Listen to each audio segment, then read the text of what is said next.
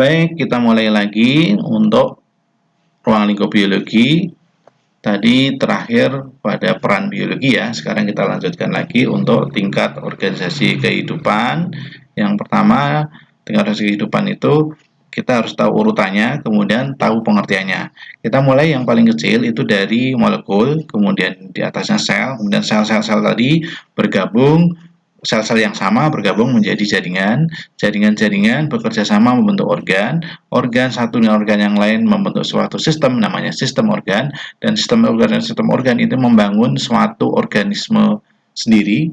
Ya. Kemudian organisme atau individu itu kalau tinggal di suatu tempat dan jumlahnya banyak gitu ya, misalnya gajah namanya populasi, kemudian bersama dengan populasi yang lain membentuk suatu komunitas, komunitas berinteraksi dengan lingkungan abiotik membentuk ekosistem, dan ekosistem yang besar nanti membentuk biosfer. Kita lanjutkan lagi dengan metode ilmiah. Jadi ilmu biologi itu termasuk dalam ilmu sains, makanya kemudian namanya sains itu bukan hasil opini, bukan hasil terawangan gitu ya, tapi berdasarkan dari metode ilmiah. Apa tahapan metode ilmiahnya? Metode ilmiah ini adalah tahapan-tahapannya berarti harus urut. Namanya tahapan kan harus urut, seperti anak tangga dari bawah ke atas atau dari atas ke bawah. Nah, tahapan metode ilmiah diantaranya adalah merumuskan masalah. Dari mana kita merumuskan masalah? Dari fenomena alam. Misalnya kalian menemukan ada tumbuhan yang subur, ada tumbuhan yang tidak subur, maka kemudian kalian akan bertanya, kenapa ya tumbuhan yang ini lebih subur dan sebagainya. Itu namanya merumuskan masalah. Biasanya dengan kata tanya ya, dengan kata tanya misalnya mengapa, bagaimana, dan seterusnya. Yang kedua, mengumpulkan data observasi. Jadi masalah tadi coba dijawab dengan melihat adanya data observasi pengamatan gitu ya. Setelah itu menentukan hipotesis. Hipotesis itu adalah jawaban sementara. Nanti kita bahas lagi. Kemudian melakukan eksperimen. Karena hipotesis itu belum tentu benar, maka harus dibuktikan melalui eksperimen. Setelah itu, tahapan berikutnya adalah mengolah hasil percobaan. Dari eksperimen itu diperoleh data. Ya, data itu kemudian diolah. Kemudian tahapan berikutnya membuat kesimpulan berdasarkan data. Yang terakhir, mengkomunikasikan hasil penelitiannya.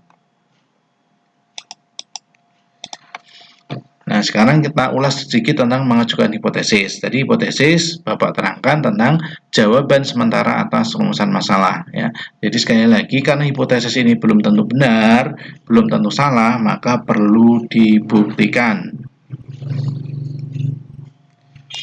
Nah, ini yang tidak kalah penting dan biasanya agak ribet nih ya. Jadi agak rancu kalau kalian tidak mengamatinya.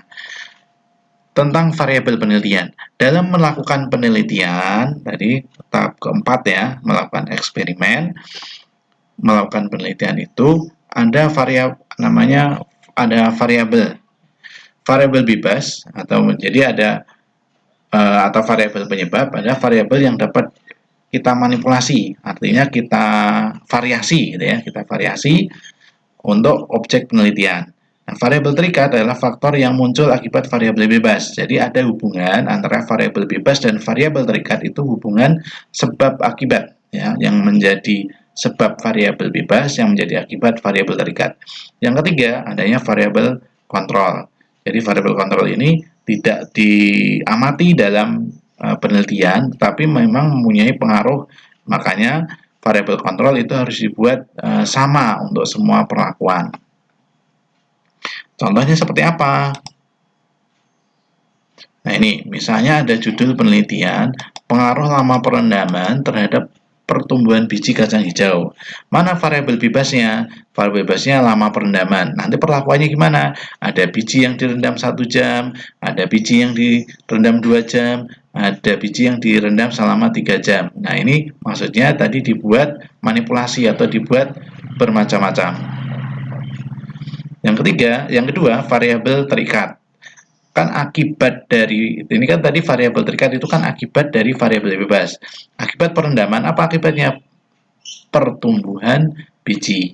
Nah, yang ketiga, variabel kontrol. Di sini tidak misalnya sinar matahari itu berpengaruh terhadap pertumbuhan, tetapi dalam penelitian ini tidak diteliti. Makanya nanti tadi perlakuannya harus sama. Kalau misalnya nanti penelitiannya di tempat terbuka di halaman misalnya yang sinar mataharinya sama, maka semuanya harus di halaman. Tidak boleh satu di halaman, satu di dalam rumah. Media tanam, misalnya media tanam tidak juga diteliti di sini, maka kalau semuanya pakai media tanamnya tanah merah, berarti semuanya harus tanah merah. Tidak boleh satu tanah merah, kemudian satu kapas, satu pasir, dan seterusnya. Yang ketiga, berikutnya, menyajikan data. Jadi kalau dalam penelitian itu dikenal ada data kuantitatif, ada dua data kualitatif. Data kuantitatif itu berupa angka, ya, diperoleh dari pengukuran. Misalnya, berat, tinggi, panjang, gitu ya. Dan biasanya ini disajikannya dalam bentuk diagram, tabel, atau grafik. Sedangkan data kualitatif dalam bentuk deskripsi objek, ya. Misalnya warna gitu ya, kemudian bau, kemudian misalnya lagi yang lain layu dan tidak layu gitu ya.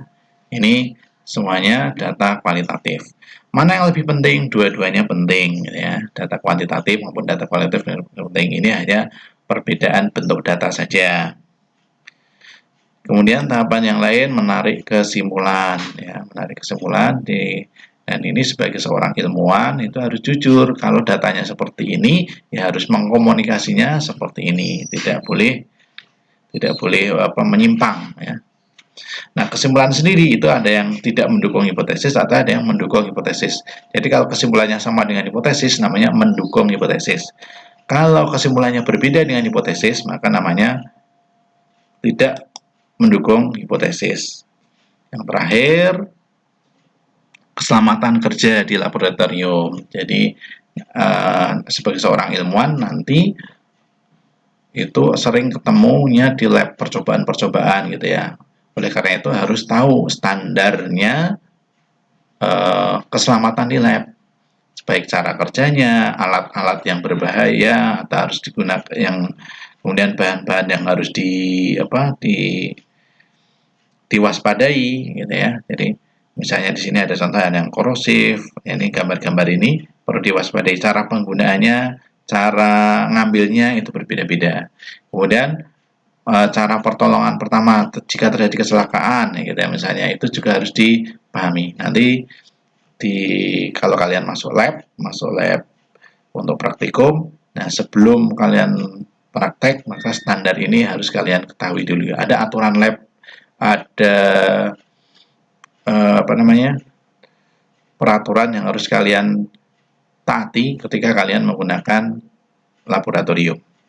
Baik, itu saja untuk pertemuan hari ini tentang ruang lingkup biologi. Jangan lupa setelah ini kalian kerjakan latihan soal ya, Dan mudah-mudahan ilmu yang sedikit ini bermanfaat buat Bapak, juga bermanfaat buat kalian juga. Oh ya, karena video ini Bapak share Bapak linkkan di YouTube, jangan lupa like, komen, dan subscribe. Oke, terima kasih. Wassalamualaikum warahmatullahi wabarakatuh.